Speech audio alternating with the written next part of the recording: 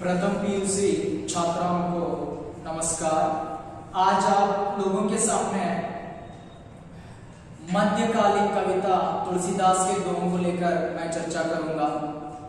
ಇವತ್ತು ಪ್ರಥಮ ಪಿಯುಸಿ ವಿದ್ಯಾರ್ಥಿನಿಯರಿಗೆ ಮಧ್ಯಕಾಲೀನ ಒಂದು ಕವಿತೆ ದೋಹೆಯಾದಂತಹ तुलसीदास ಅವರ दोहेಗಳ ಬಗ್ಗೆ चर्चा ಮಾಡೋಣ। तो इनका संक्षिप्त में हम लोग परिचय देखते हैं।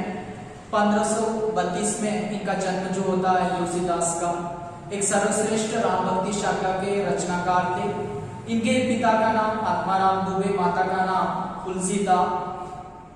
इनके गुरु बाबा नरहरि दास थे और इनके आराध्य देव रामचंद्र थे। उसी के साथ साथ इन्होंने अन्य काव्य शैलियों का प्रयोग भी किया है और इनकी जो मृत्यु है 1623 में होती है। रामचरितमानस, विनय पत्रिका, कवितावली, गीतावली, जानकी मंगल, दोहावली आदि सर्वश्रेष्ठ रचनाएं इनकी है। अवधी और ब्रज भाषा पर समान अधिकार रखते हैं। इस प्रस्तुत दोहे में तुलसीदास राम भक्ति, नीति, सदाचार यानी अच्छे विचार, विनय, दान एवं जीवन के समस्त पक्षों पर प्रकाश डालते हैं। ಹಾಗಾದ್ರೆ ಇವರ ಸಂಕ್ಷಿಪ್ತ ಪರಿಚಯವನ್ನು ನೋಡಬೇಕಂದ್ರೆ 1532ರಲ್ಲಿ ಜನ್ಮವನ್ನು ಪಡೆಯುತ್ತಾ ಇದ್ದಾರೆ। ತದನಂತರ ತಂದೆ ಆತ್ಮಾರಾಮ್ ದುಬೆ, ತಾಯಿ ತುಳಸಿ, ಗುರು ಬಾಬಾ ನರಹರಿ ದಾಸ್ 1623ರಲ್ಲಿ ಮರಣವನ್ನು ಹೊಂದ್ತಾ ಇದ್ದಾರೆ। ರಾಮಚರಿತಮಾನಸ್, ವಿನಯ ಪತ್ರಿಕಾ, ಕವಿತಾವಲಿ, ಗೀತಾವಲಿ, जानकी मंगल, दोहावली ಇವರ ಪ್ರಮುಖ ರಚನೆಗಳಾಗಿದ್ದಾವೆ। ಈ ದೋಹೆಗಳಲ್ಲಿ ಏನ್ ಚರ್ಚೆ ಮಾಡ್ತಾ ಇದ್ದಾರೆ ಇವತ್ತಂದ್ರೆ ಯಾವ ರೀತಿಯಾಗಿ ರಾಮನ ಭಕ್ತಿಯನ್ನ ಮಾಡಬೇಕು, ನೀತಿ ಇರಬಹುದು, ಜೀವನದ ನೀತಿ ನಿಯಮಗಳು, ಸದಾಚಾರ, ಒಳ್ಳೆಯ ವಿಚಾರಗಳಿರ್ಬೋದು, ವಿನಯತೆ ಇರ್ಬೋದು, ದಾನ ಯಾವ ರೀತಿಯಾಗಿ ಮಾಡಬೇಕು ಅನ್ನುವಂತಹ ಈ ಜೀವನದ ಎಲ್ಲ ವಿಚಾರಗಳ ಬಗ್ಗೆ ಚರ್ಚೆ ಮಾಡ್ತಾ ಇದ್ದಾರೆ तुलसीदास रवरो। तो देखिए दोहों को मैं पढ़ते पढ़ते बताते चलूंगा। पहला दोहा है, एक भरोसो एक बल, एक आस विश्वास, स्वाति सलील रघुनाथ जस चातक तुलसीदास। शब्दार्थ देखिए, भरोसा विश्वास, बल शक्ति, आस आशा, स्वाति यानी स्वाति बारिश के जो बूंदे होती है, सलील पानी, जस यश रघुनाथ यानी जो राम, चातक पक्षी का नाम है, चातक पक्षी। तो क्या बताते हैं इस दोहे में तुलसीदास राम की भक्ति को लेकर चर्चा करते हैं। उनका कहना है एक भरोसो एक बल, एक आस विश्वास, यानी तुलसीदास बताते हैं मेरे जीवन में एक ही भरोसा है, एक ही शक्ति है, एक ही आशा है या एक ही विश्वास है, या मैं एक भगवान के ऊपर विश्वास करता हूं तो वह कौन है? भगवान राम है। तो कैसे अगर मेरे जीवन में मैं भगवान राम का इंतजार करता हूं तो विश्वास शक्ति उन पर ही मेरी निर्मित होती है। तो उनका कहना है स्वाति सलिल रघुनाथ जस, यानी जैसे चातक पक्षी जो होती है, चातक पक्षी जो होती है उसे कितनी प्यास लगने के बावजूद भी वह समंदर के पानी से अपने प्यास को नहीं बुझाती, लेकिन स्वाति बारिश के बूंदों का इंतजार करती है। उसी तरह मैं भी आज राम के यानी राम के दर्शन के लिए तड़प रहा हूँ, राम का इंतजार कर रहा हूँ। इसलिए मैं उस जो चातक पक्षी की तरह स्वाति बारिश के बूंदों को इंतजार करती है अपने प्यास को बुझाने के लिए, उसी तरह मैं भी भगवान राम का इंतजार जो है मेरे जीवन भर करूंगा। इसलिए मेरी भक्ति या मेरा विश्वास, मेरी शक्ति किन पर है? भगवान राम के ऊपर है। क्या बताते हैं संक्षिप्त तौर पर, यानी यहाँ पर तुलसीदास का कहना है मैं मेरे जीवन में एक ही विश्वास, एक ही शक्ति, एक ही बल या एक ही भरोसा रखता हूँ, इसलिए मैं भगवान राम के ऊपर भरोसा रखता हूँ। जैसे चातक पक्षी अपनी प्यास को बुझाने के लिए स्वाति बारिश का इंतजार करती है, उसी तरह मैं भी चातक पक्षी की तरह भगवान राम का इंतजार करूंगा, विश्वास शक्ति रखूंगा। हागाದ್ರೆ ತುಳಸಿದಾಸರವರು ಏನ್ ಚರ್ಚೆನ ಮಾಡ್ತಾ ಇದ್ದಾರಪ್ಪ ಮೊದಲನೇ ದೋಹೆಯಲ್ಲಿ ಅಂತಂದ್ರೆ ರಾಮನ ಭಕ್ತಿಯ ಬಗ್ಗೆ ಚರ್ಚೆ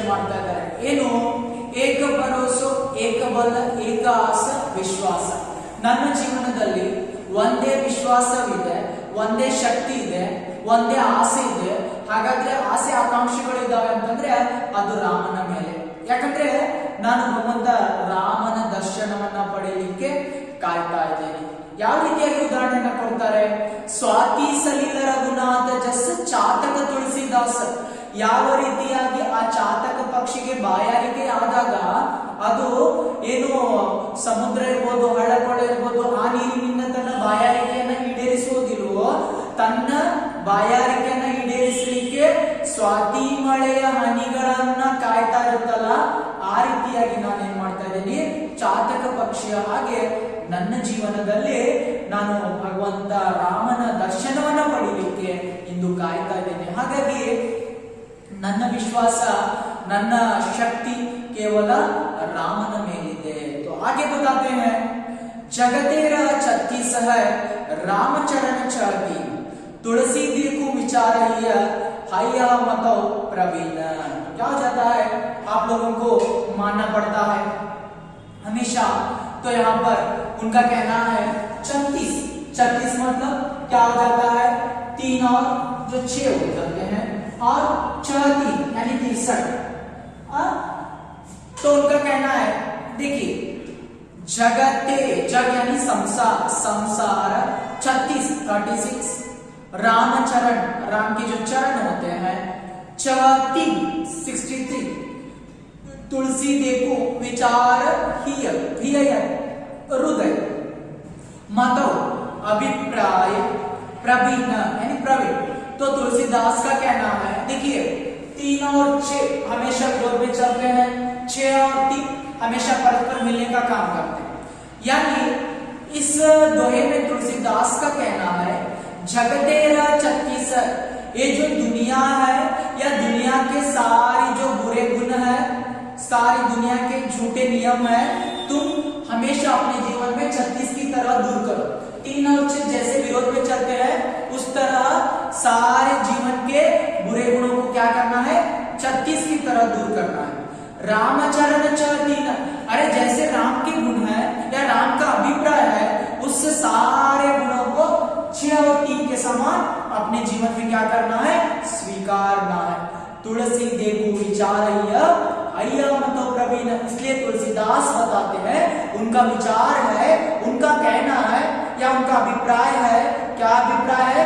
तुलसीदास बताते हैं, अरे मनुष्यों, आप संसार के नियमों को या संसार के बुरे गुणों को हमेशा 3 और 6 के समान दूर रखिए। इसलिए बताते हैं जगतेरा 36 है और रामचरण 3, राम के जो विचार है, भगवान राम के आदर्श है, 6 और 3 के समान स्वीकारने का काम करो।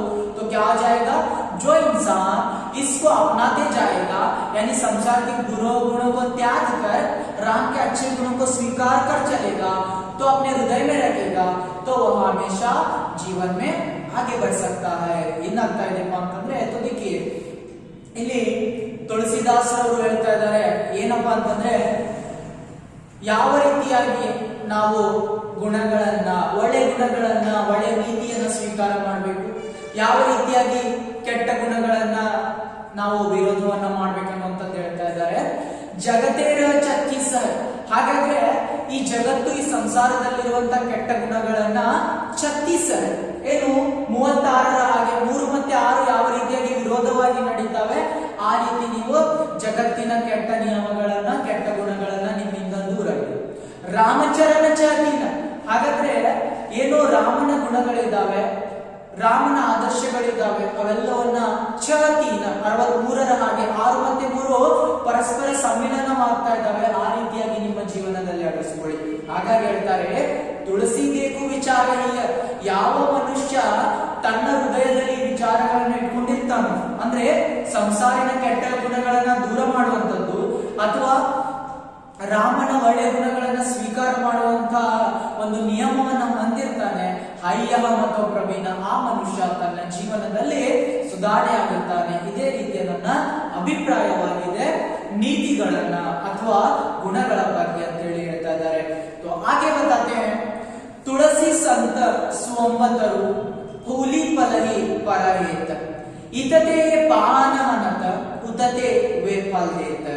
देखिए स्वंब आम, तरु यानी पेड़, स्वंब ಅಂದ್ರೆ ಮಾವು, तरु ಅಂದ್ರೆ ಮರ, फूली फूल, फल यानी फल, परहित यानी जो लद जाना, परहित दूसरों को दे देना, ಬೇರೆಯವರಿಗೆ ಕೊಡುವಂತ, इतते कितनी बार इಷ್ಟು ಬಾರಿ, ಪಾವನ ಪತ್ತರ ಕಲ್ಲು, ಹನತ ಮಾರನ ಹೊಡೆಯುವಂತದ್ದು, उतते उतनी बार अष्टु मात्रेयल्ली, वे फल देता, देता यानी देना। तो क्या बताते हैं तुलसीदास इस दोहे में संत के गुणों को लेकर चर्चा करते हैं। उनका कहना है तुलसी संत स्वंब तरु।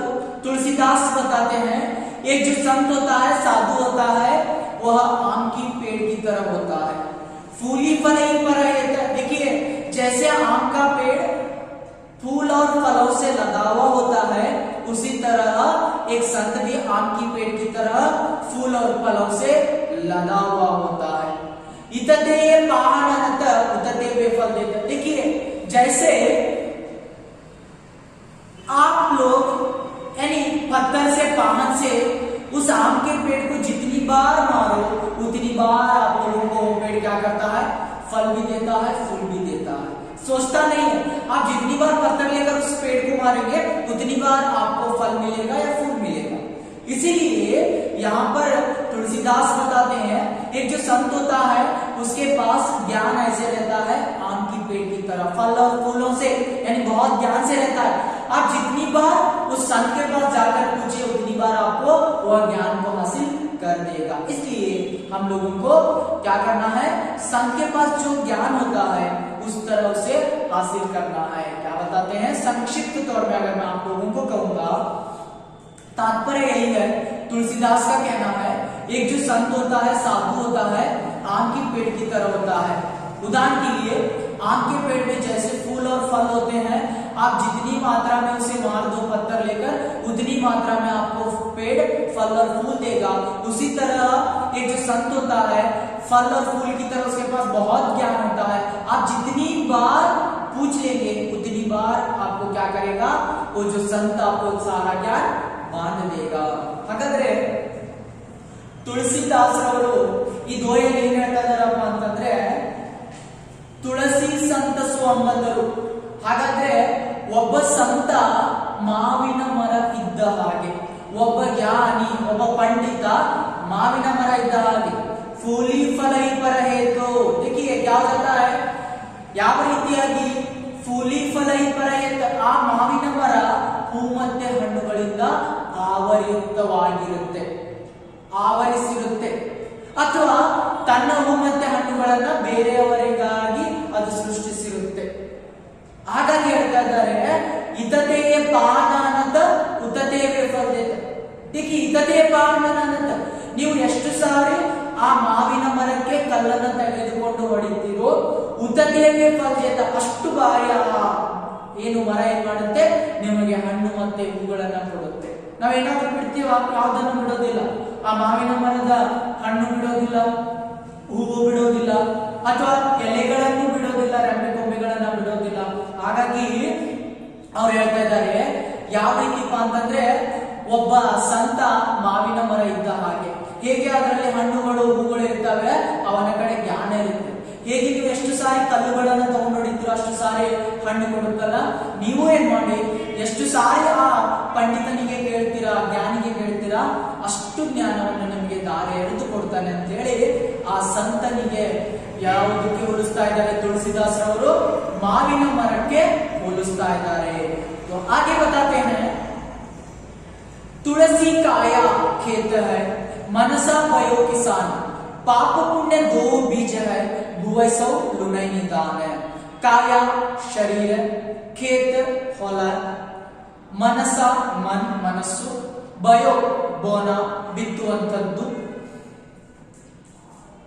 ದೋವು ಎರಡು, ಬೀಜ है, ಭುವೈ ಬೋನ ಬಿತ್ತುವಂತದ್ದು, लुनೈ निदान प्राप्त करना प्राप्तिಸುವಂತದ್ದು। तो आगे तुलसीदास बताते हैं तुलसी काया खेत है, ये जो हमारा शरीर होता है खेत के समान होता है।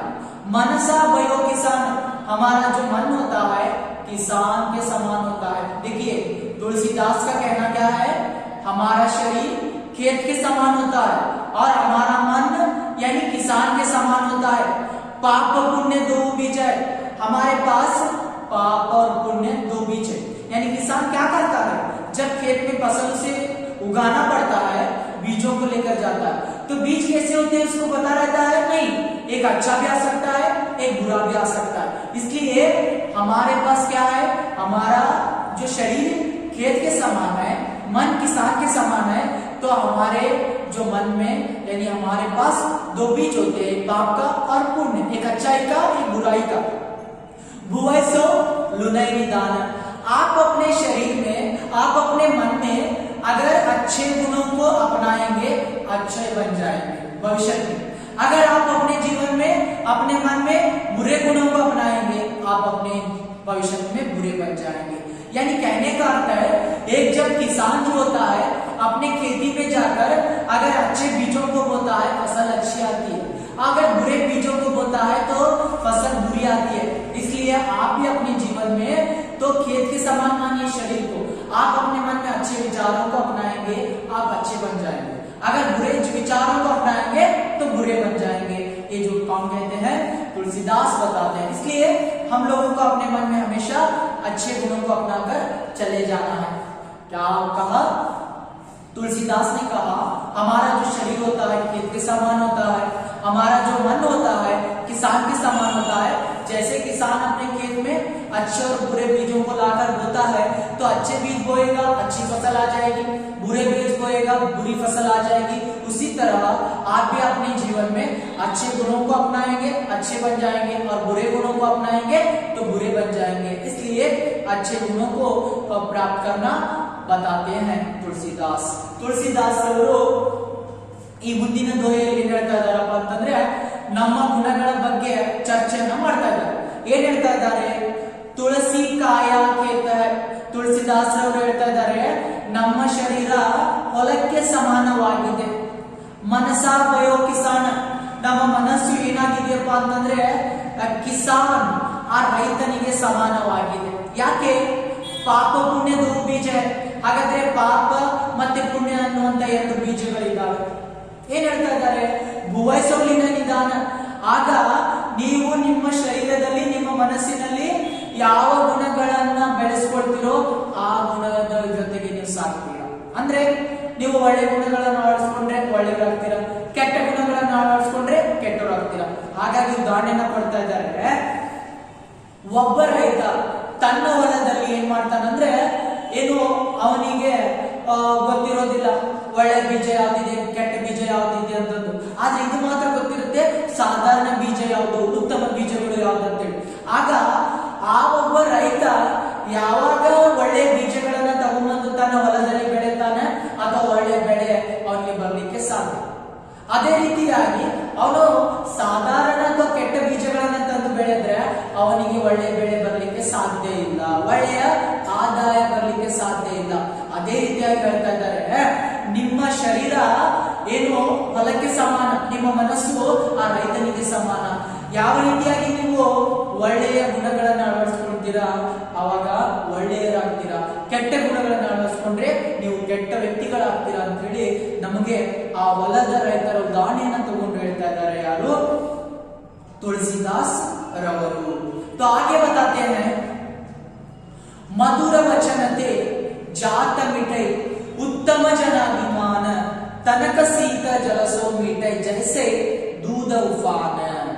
मधुर वचन अच्छी बातें ಒಳ್ಳೆಯ ಮಾತುಗಳು, जात अहम अहंकार, मिठै मिट जाना दूर हो जाना, तनक थोड़ा ಸ್ವಲ್ಪ, शीत ठंडा तಣ್ಣನೆಯ, जलसो पानी नीरो, जैसे दूध उफान, दूध अंदरे हालु, उफान कुदियुವಂತದ್ದು। तो क्या बताते हैं, हमारे इस दोहे में तुलसीदास हमारे अहंकार को कैसे दूर करना है इसको लेकर चर्चा करते हैं। उनका कहना है, मधुर वचन ते जात मिठै, अगर आप अपने जीवन में हमेशा दूसरों के सामने अच्छे बातें कीजिए, मधुर बातें कीजिए, कीजिए, आपका अहंकार दूर हो जाता है। उत्तम जन अभिमान, अगर आप दूसरों के सामने अच्छे से बातें करेंगे तो बहुत सारे लोग के प्रेम को हासिल कर सकते हैं या लोगों को हासिल कर सकते हैं। कभी भी लोगों को हम लोग पैसों से हासिल कर सकते हैं? नहीं कर सकते, क्योंकि प्रेम से हासिल कर सकते हैं, अच्छी बातों से हासिल कर सकते हैं। तनक शीत जलसो मीठे जैसे दूध उफान, इसलिए उदाहरण के साथ बताते हैं, अगर आपके सामने वाला व्यक्ति होता है, उसके मन में अहम होता है, तो उसे दूर करना है तो आप प्रेम के साथ उसे बात कीजिए, उसके मन का जो अहंकार दूर हो जाएगा, घमंड जो है दूर हो जाएगा। इसलिए उदाहरण बताते हैं, तनक शीत जलसो मीठे जैसे दूध उफान।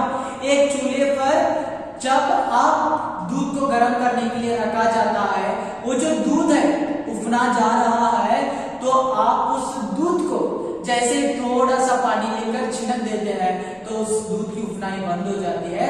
उसी तरह एक घमंड व्यक्ति जो होता है, दूध के जैसे उफनते रहता है, तो आप उसके अहम को कम करने के लिए पानी की तरह थोड़े बूंदों को उसके मन में यानी प्रेम की बातें कीजिए, तो सारा उसका जो अहम है दूर हो जाएगा। क्या बताते हैं? तुलसीदास का कहना है, जैसे कोई दूसरे आदमी के मन में आपके प्रति अहंकार है, तो आप यानी उस अहंकार को दूर करने के लिए मीठी बातों को कीजिए, तो उसका अहंकार दूर हो जाएगा। उदाहरण के साथ बताते हैं, जैसे चूल्हे पर दूध रखा जाता है, जैसे दूध गर्म होने के बाद उफना जा रहा है, आप जैसे ठंडे पानी को उसमें डाल देते हैं तो उसकी उफनाई कम हो जाती है। उसी तरह आप भी क्या कीजिए, घमंड को दूर करने के लिए वहां पर जो 2 बूंदे पानी को डाल देंगे तो क्या हो जाएगा, सारी उसकी जो अहम यानी वहां पर दूर हो जाएगी और आप उसके साथ उसको जीत सकते हैं या उसके प्रेम को आप हासिल कर सकते हैं।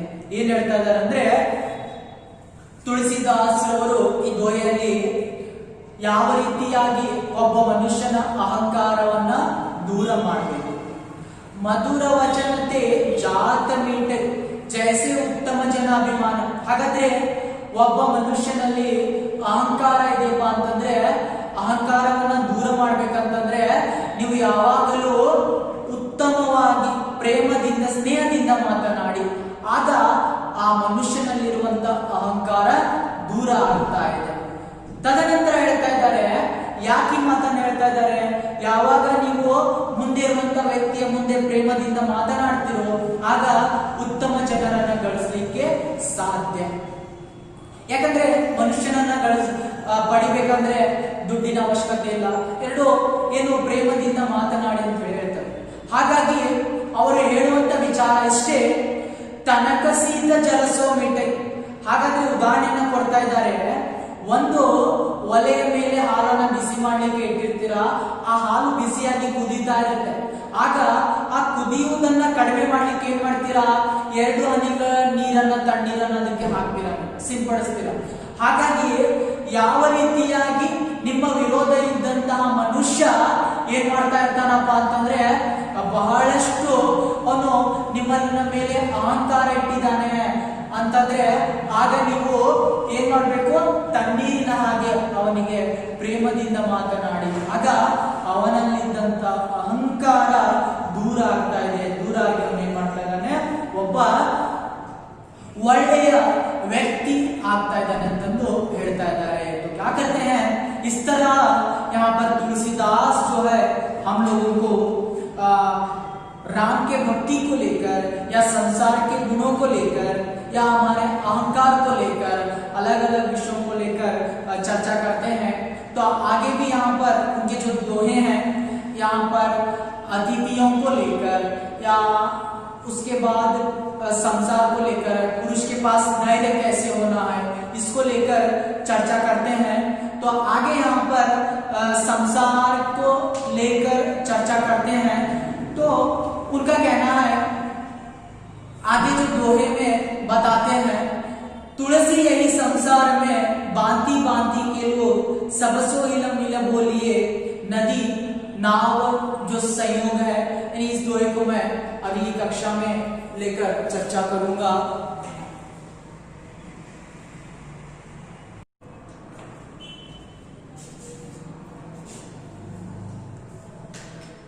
प्रथम पीयूसी छात्राओं को तुलसीदास का जो आगे जो दोहा है बताऊंगा मैं आप लोगों को।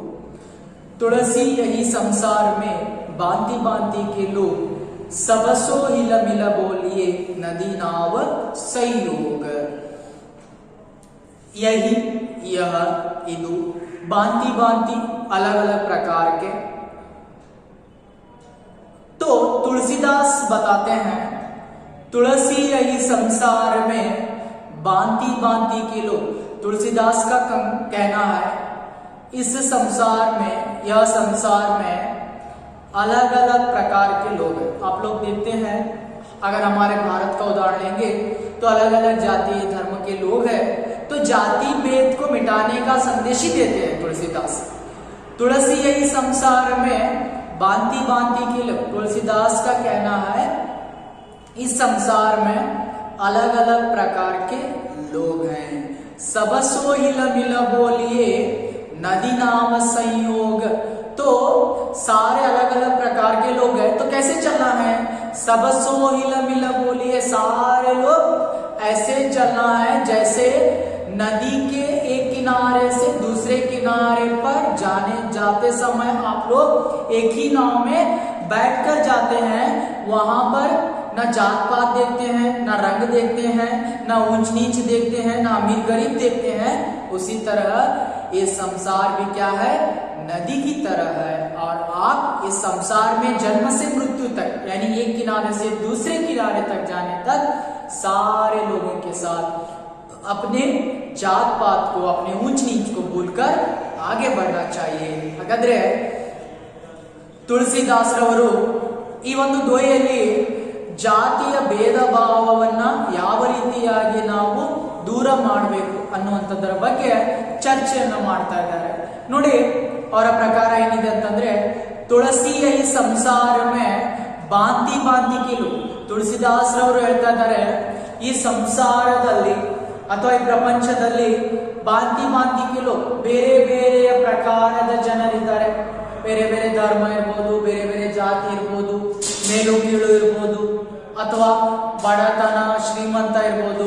ಹಾಗಾಗಿ ಹೇಳ್ತಾ ಇದ್ದಾರೆ सबसो हिला मिला बोलिए नदी नाव संयोग। तो सारे लोग कैसे जाना है?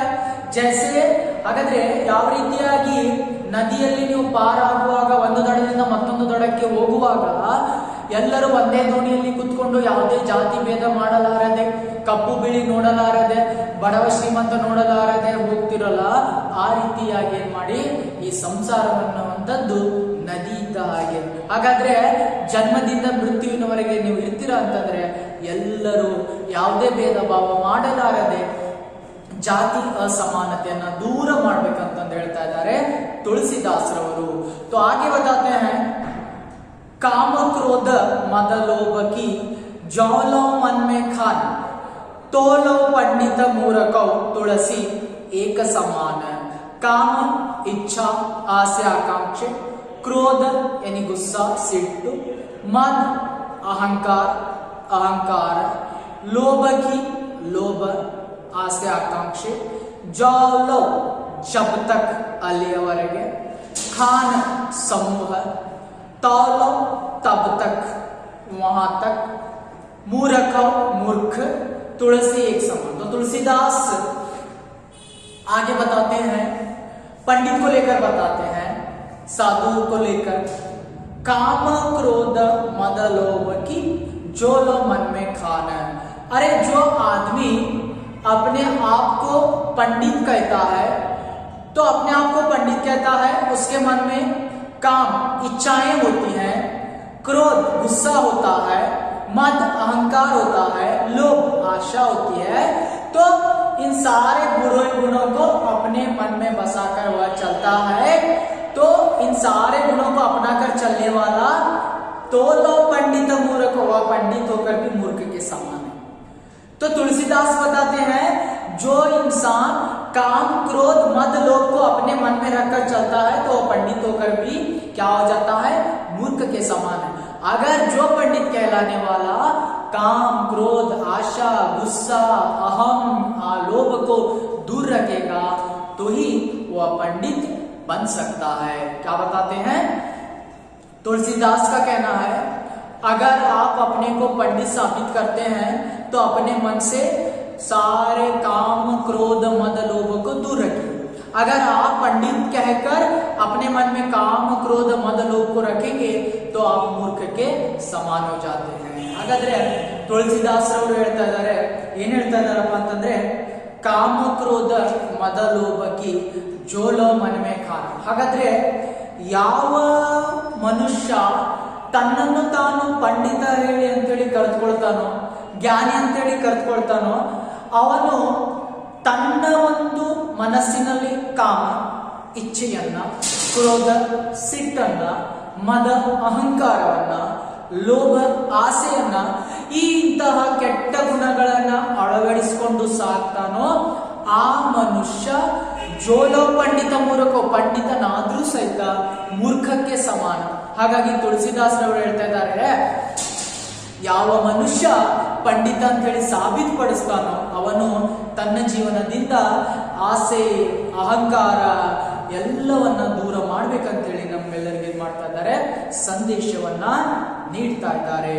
तो आगे बताते हैं तुलसीदास, आवत ही हर्षे नहीं नैनन नहीं स्नेह, तुलसी तहा न जाइए कंचन बरसे ಮೇಹ. ಆವತ್ ಅತಿಥೇಯ, ಹಾಗಾದ್ರೆ ಅತಿಥೇಯ ಬರುವಂಥವರು, ಅತಿಥಿ ಯಾನಿ ಅತಿಥಿ. तो नैनन आम स्नेह स्नेह, तहा यानी जहां पर, कंचन सोना बंगारा, बरसे बरसना, मेह बादल ಮೇಘಗಳು ಮೋಡಗಳು, आवत यानी अतिथि हम लोगों को स्वागत करने वाला, स्वागत ಮಾಡಿಕೊಳ್ಳುವವರು. तो क्या बताते हैं तुलसीदास आगे, आवत ही हर्षे नहीं. अरे आप जब अतिथि बनकर दूसरे घरों को जा रहे हैं या दूसरे के घर जा रहे हैं तो आपको स्वागत करने वाले जो आवत होते हैं, अतिथेय होते हैं, उनके मन में आप आने के प्रति हर्ष नहीं है, या उनकी आंखों में नैनन नहीं स्नेह, स्नेह दिखाई नहीं दे रहा है आपके प्रति. तो तुलसीदास बताते हैं, आप मेहमान बनकर दूसरों के घर जा रहे हैं तो आपके स्वागत करने वाले जो होते हैं, आवत जो होते हैं, आपके प्रति यानी अतिथि आने के प्रति उन्हें हर्ष नहीं या उनके आंखों में स्नेह नहीं, तो वहां पर आप न जाइए. क्यों? क्योंकि आपको वहां पर इज्जत नहीं मिलेगी. अगर वहां पर कंचन भी बरस रहा है, सोना भी बादल की तरह बरस रहा है, तो वहां पर नहीं जाइए. जहां पर आप लोग जाते हैं वहां पर आपकी इज्जत होना है और उनकी आंखों में आपके प्रति स्नेह दिखाई देना है. क्या बताते हैं तुलसीदास? बताते हैं, जब आप दूसरों के घर अतिथि बनकर जाते हैं तो आपका सत्कार करने के लिए जो आवत होता है, उन लोगों के आंखों में आपके प्रति स्नेह नहीं होता, हर्ष नहीं होता, आप वहां पर न जाइए. अगर वहां पर बादल की तरह सोना भी बरसता है तो न जाइए, क्योंकि वहां पर आपकी बेइज्जती हो जाएगी. तो इनका कहना का अर्थ यही है, जहां पर इज्जत मिलेगी हम लोगों को, जहां पर हमारी प्रतिष्ठा बढ़ेगी, वहां पर होना चाहिए. ಹಾಗಾದ್ರೆ ತುಳಸಿದಾಸರವರು ಮುಂದೆ ಏನ್ ಚರ್ಚೆ ಮಾಡ್ತಾ ಇದ್ದಾರಪ್ಪ ಅಂತಂದ್ರೆ, ಹಾವತ ಹಿ ಹರ್ಷೆ ನಹಿ ನೈನನ ನಹಿ ಸ್ನೇಹ. ನೀವು ಏನ್ ಮಾಡ್ತಾ ಇದ್ದೀರಾ ಅಂತಂದ್ರೆ, ಅತಿಥಿಯಾಗಿ ಬೇರೆಯವರ ಮನೆಗೆ ಹೋಗ್ತಾ ಇದ್ದೀರಾ. ಹಾಗಾದ್ರೆ ನಿಮ್ಮನ್ನ ಸ್ವಾಗತ ಮಾಡಿಕೊಳ್ಳುವಂತಹ ಆವತ್ ಅತಿಥೇಯರು ಇರ್ತಾರಲ್ಲ, ಅವಾಗ ನಿಮ್ಮ ಪ್ರತಿಯಾಗಿ ಅವರ ಮನಸ್ಸಿನಲ್ಲಿ ಹರ್ಷ ಇಲ್ಲ, ನೈನನಲ್ಲಿ ಸ್ನೇಹ, ಅವರ ಕಣ್ಣುಗಳಲ್ಲಿ ನಿಮ್ಮ ಪ್ರತಿಯಾಗಿ ಸ್ನೇಹ ಇಲ್ಲ.